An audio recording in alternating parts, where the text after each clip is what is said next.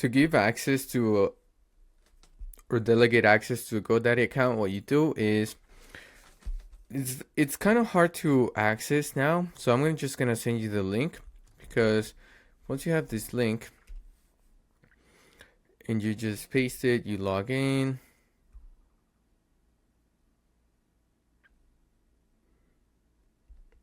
Save, send verification code. Enter the code.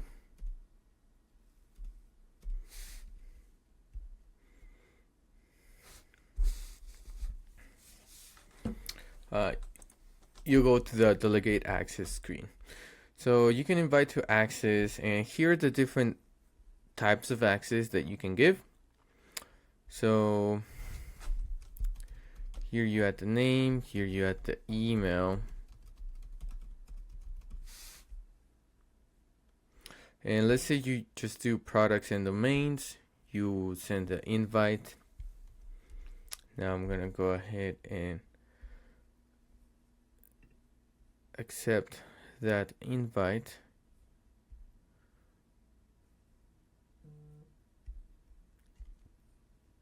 Right here, accept access, confirm access,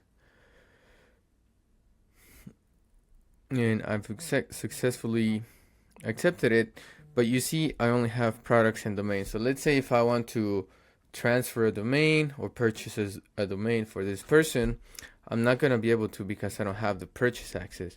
So it's very simple. So what you do as the owner, you just come back here to your delegate access screen. You click on edit. You change it from products and domains to products, domains, and purchase. And then you click on save. And now I'll be able to transfer domains, purchase domains, and do anything necessary to keep the account running smoothly. So that's how you give delegate access in GoDaddy. And if you want to change the access later, this is how you can do it, because I could also downgrade their account, right? If I just want to give them domains only or account connection only.